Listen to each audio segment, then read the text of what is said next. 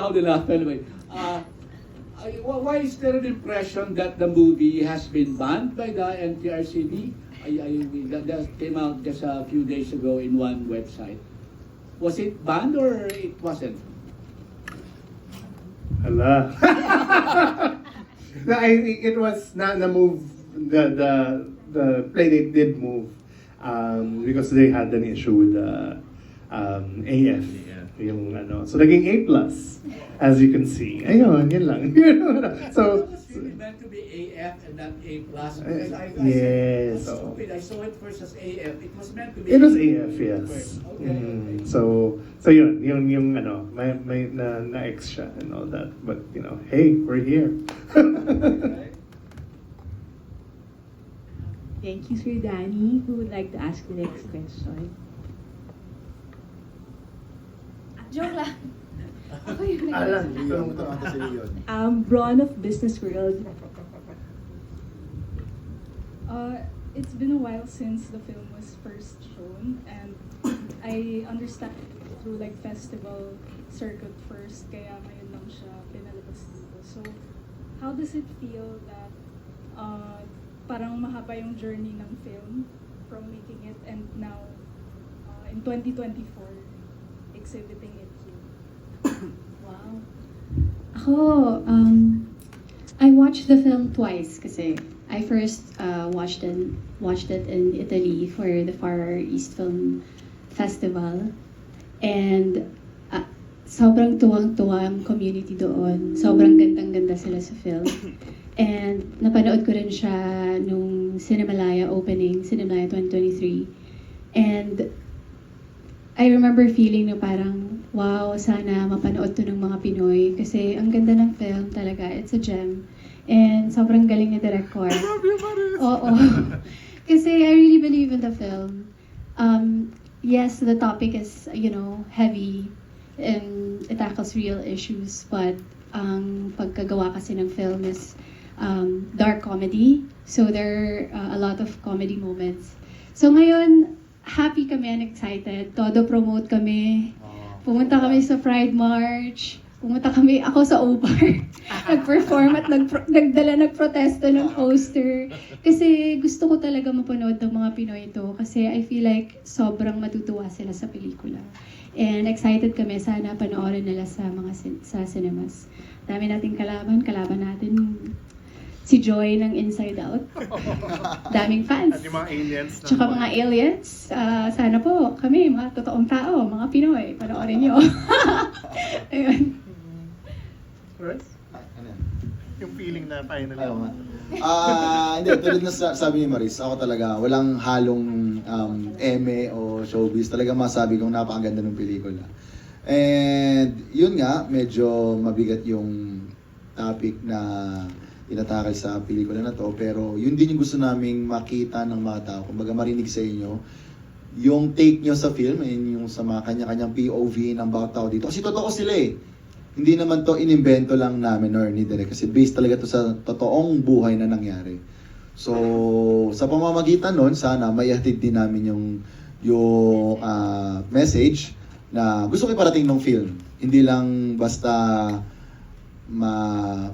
husgahan tayo sa mga, di ba, ganitong ganyan. So, yun sana yung isa rin namin na ini-aim na makuha. Na maipakita po sa mga viewers.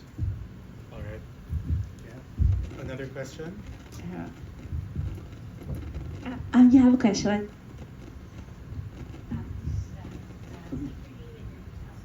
Hi, I'm Romney from the Bello team. Sorry.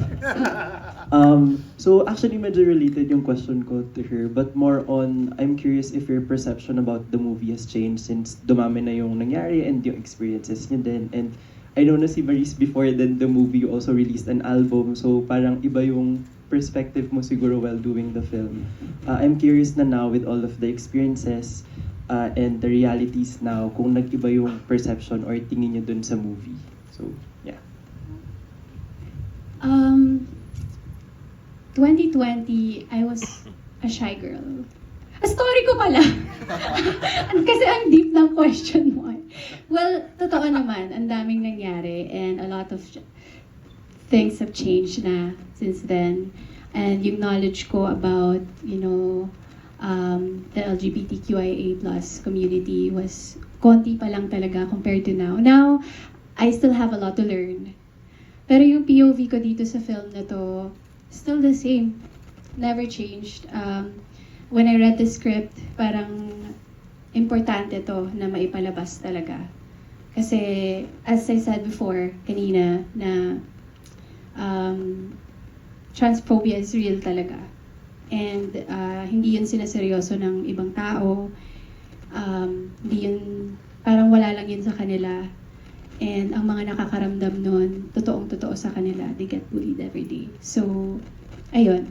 I want people to, kahit na nung 2020 ginagawa to, ngayon 2024 na, I still want people to sympathize with the character of EJ Hallerina, si Jans, not the perpetrators. So yeah.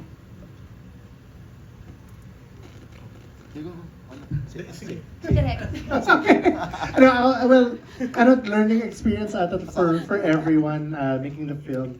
Even sa beginning, we underwent SOG training. I acknowledge I'm a cishet, privileged Filipino, so medyo iba talaga yung lived experience ko compared to the trans community. So we really wanted to make it right with the trans community. So the love scene, for example, was directed by Rod Singh.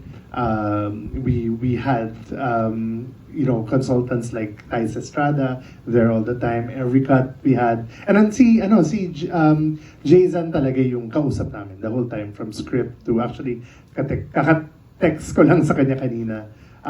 So it is really through her eyes. I think, well, now that so much time has passed, I feel that the film is still more pressing, still more important, especially with the SOGI law coming up. And I think also there was a clip actually na nag-leak of the person BD was based on, nagdidirect. And I think, okay, well, after everything, wala pa lang nagbago, right? So I think we have to be accountable for that. We have to be always vigilant, no? That these crimes are paid for. Because they are hate crimes, diba? So now that there's now hindsight involved, there's still a lot of work that needs to be done. G. Trilliana of Malaya will ask a question. Hello, Direk. Na-mention mo na rin lang si Jason. Napanood na pa niya yung... She read the script. So she lives in Israel, actually.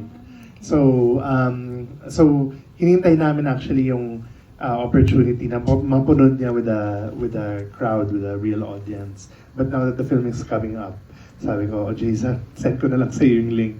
So you can watch it. And then I think right now, I guess because sa lahat ng gulo na nangyari ngayon sa Israel, she's just kind of like trying her best to move out. So she wants to move out. She's packing and everything. So hopefully mapanood niya. But I think we, even before writing, kausap namin siya, and then all the way to the very last version of the script. So Okay, so aware talaga siya dun sa buong... yes, active siya sa whole process. So madali naman niyang tinanggap yung nung nabasa niya. Yeah, actually nung nabasa niya, sabi niya, sigurado ba kayo na ako lang kausap niyo? Kasi very true yung mga nangyari dito, and even yung mga hula ko kung anong nangyari sa other side, parang eksakto. So, okay. So John Medea, the co-writer, parang okay, appear. we gave it justice naman maski pa paano yung telling of the story. Since lahat naman say involved dito ay allied, meron ba kayong kakilala or kayo mismo ba ay naging yung may kwento about catfishing?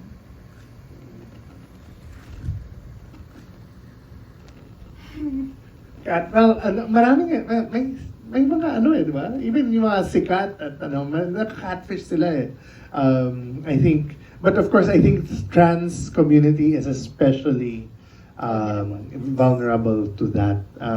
So mga Mela Habihan, we talked to her, we showed her cuts. It was a very emotional experience because you have summa cum laudes, and they're so successful at their fields. Pero di ba, parang nanlilimos ka para sa pag-ibig. Parang ganun yan yung term niya. Na parang sometimes you just want love, di ba? And you're willing to believe, go that extra mile for that. So it was really eye-opening experience. Mm-hmm. May, like, Maris, may kakilala ka ba, kaibigan, or na alam mo na naging biktima siya ng catfishing? Personally po, wala po akong kakilalang ganung na-experience. Kasi kami sa high school, harap-harapan kami nagjojowa. Gusto kita, gusto mo ako, tara na, gano'n. So wala naman po akong narinig na ganung story po. Sir Royce? Siguro, kung may naalala ko, siguro, ang tawag kasi dati siguro poser eh.